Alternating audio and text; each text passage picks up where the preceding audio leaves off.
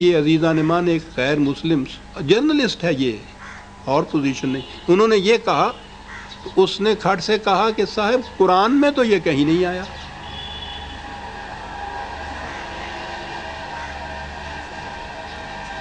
یوں آتے ہیں یہ لوگ، قرآن میں تو یہ کہیں نہیں آیا.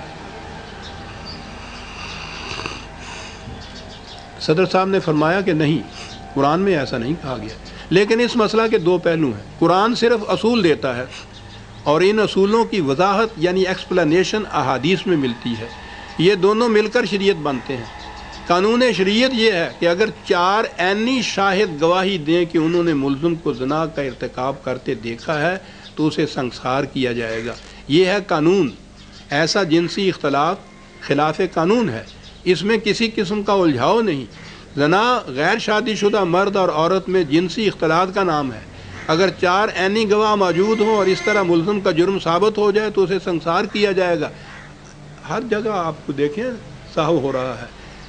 وہ قانون ان کا یہ ہے کہ شادی شدہ کی سزا ہے، غیر شادی شدہ کی بھی نہیں ہے. لیکن بہرحال انہوں نے جواب دیا کہ قرآن اصول دیتا ہے، ان اصولوں کا ایکسپلینیشن ہمیں باہر میں لینا پڑتا ہے. میں اس تفصیل میں نہیں جانا چاہتا. اس خاص مسئلے میں قرآن نے اصول نہیں دیا، قرآن نے تو سزا مقرر کی ہوئی ہے، متعین طور پر بتایا ہوا ہے، تعداد بتائی ہوئی ہے کوڑوں کی، جیسے انہوں نے کہا ہے. تو یہ سوال نہیں کہ قرآن نے ایک اصول دیا ہے، اس کی ایکسپلینیشن یا توضیح ہم باہر سے لے رہے ہیں. قرآن تو ایک متعین سزا کا قانون دے رہا ہے، سزا متعین کر رہا ہے. اس کے برعکس ایک دوسری سزا ہے یہ جو متعین کی جا رہی ہے. انہوں نے کہا تھا نا کہ شریعت کا ہمارے ہاں قانون یہ ہے کہ اس کو سنسار کیا جائے. اس نے کہا اگر صورت یہی ہے تو شرعی عدالت نے یہ فیصلہ کیوں دیا؟ جواب، اگر 4 عینی گواہ نہ ہوں اور مجرم اپنے جرم کا خود اقرار کرے یہ جانتے ہوئے کہ اس اقبال جرم کا نتیجہ کیا ہوگا تو اسے مجرم قرار دیا جائے گا. شرعی عدالت نے ایک جج کے اختلافی نوٹ کے ساتھ یہ فیصلہ دیا تھا کہ رجم کا قانون غیر قرآنی ہے.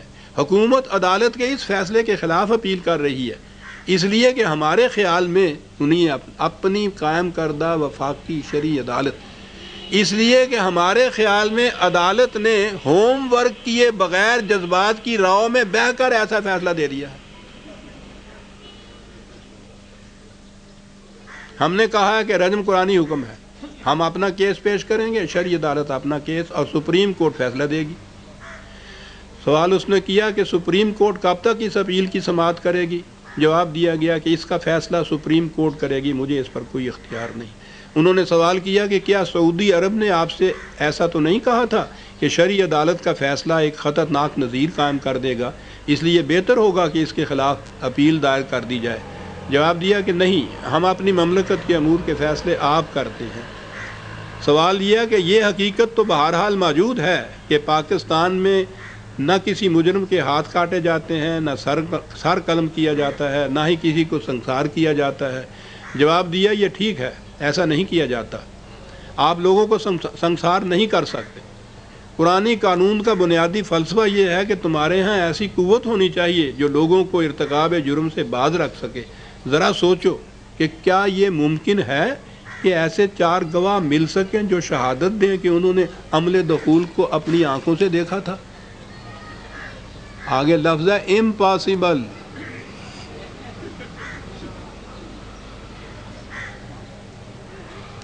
اس نے کہا کہ اس کا مطلب پھر یہ ہے کہ آپ صرف ڈراوے کی خاطر ایسا کر رہے ہیں.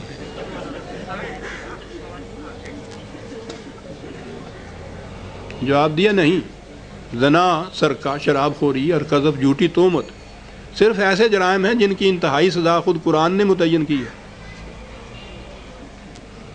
اگر جرم زنا کے ملزم مرد اور عورت کے خلاف عدم شہادت کی بنا پر جرم ثابت نہ ہو سکے تو انہیں کم درجے کی سزا دی جائے گی جو 7 سال قید بامشقت 50 کوڑے 2 لاکھ روپے جرمانہ تک ہو سکتی ہے.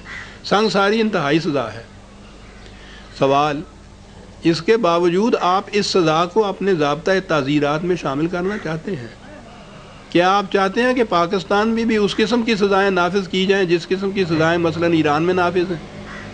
جواب، ایران کے حالات پر تبصرہ کیے بغیر میں اتنا کہنا چاہتا ہوں کہ ہم نے ان قوانین کو فروری 1979 میں نافذ کیا تھا. اس وقت تک یہاں نہ کوئی ہاتھ کاٹا گیا ہے، نہ کسی کو سنسار کیا گیا ہے، نہ کسی کو شراب نوشی کی سزا میں کوڑے لگائے گئے ہیں. یہ اس لیے کہ کسی ملزم کو مجرم قرار دینے کے لیے قرآن جس قسم کے ثبوت چاہتا ہے وہ مل ہی نہیں سکتے. قرآن نے تو کچھ شرط ہی نہیں لگائی تھی. بنا بری ان جرائم کی انتہائی سزائیں نہیں دی گئیں، کم تر سزائیں دی گئی ہیں. جرم سزا کے مرتکب کو 14 سال قید با مشقت کی سزا دی گئی ہے. یہ مذاق نہیں. میں اس انٹرویو پر کوئی عزیزان من خود تبصرہ نہیں کرنا چاہتا، صرف اتنا عرض کرنا چاہتا ہوں، وقت زیادہ لگے گا. وہ editor in chief Asia Week کے ان سے انٹرویو کرنے کے بعد معلوم نہیں کیوں اس گناہ گار کے پاس آ گیا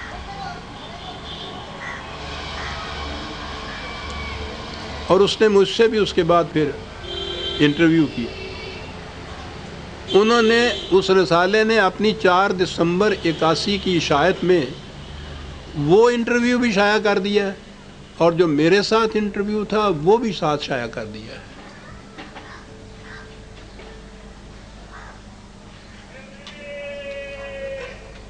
وہ کیوں میرے پاس آیا تھا؟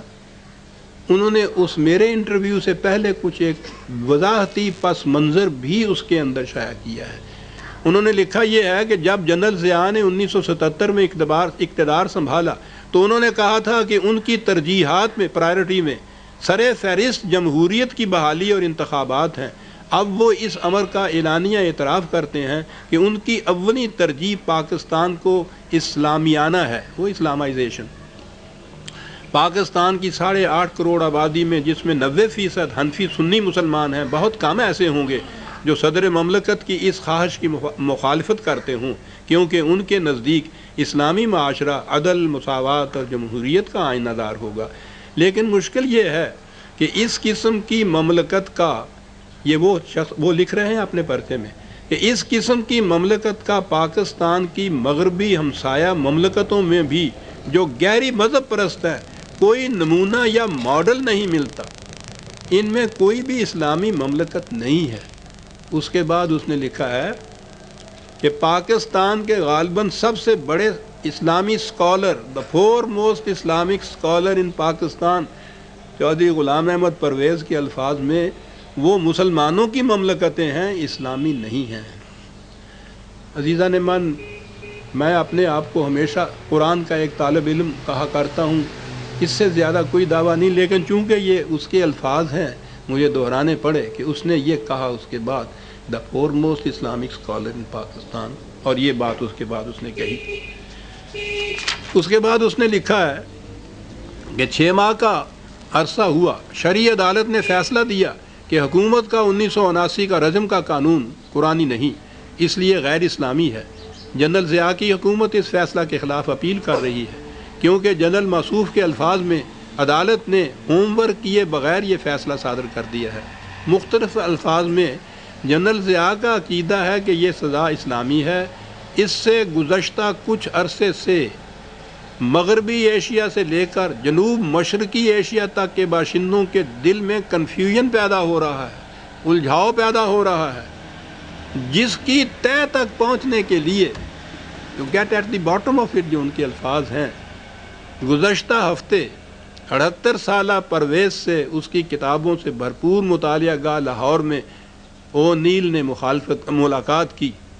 پرویز صاحب نے اس باب میں جو کچھ کہا وہ درجے ذیل ہے.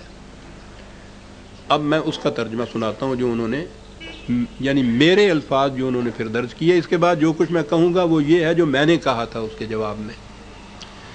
میں نے پہلے یہ بات ان سے کہی تھی کہ جب آپ کسی چیز کے متعلق کہیں کہ وہ اسلامی ہے تو سب سے پہلے یہ معلوم کرنا ضروری ہوگا کہ اسے اسلامی کہنے کے لیے اتھارٹی کیا ہے. مثلا جب ہم کہتے ہیں کہ فلاں بات کانسٹیٹیوشن کے مطابق ہے تو اس کے لیے ایک اتھارٹی ہوتی ہے، یعنی خود کانسٹیٹیوشن. جب ہم کہتے ہیں کہ فلاں بات کانسٹیٹیوشن کے مطابق ہے اور فلاں اس کے خلاف، تو اس کا مطلب یہ ہوتا ہے کہ ہم تسلیم کرتے ہیں کہ کوئی دستور ہے جو اس باب میں اتھارٹی قرار پاتا ہے. اس اصول کی روح سے یہ لازم آتا ہے کہ مسلمان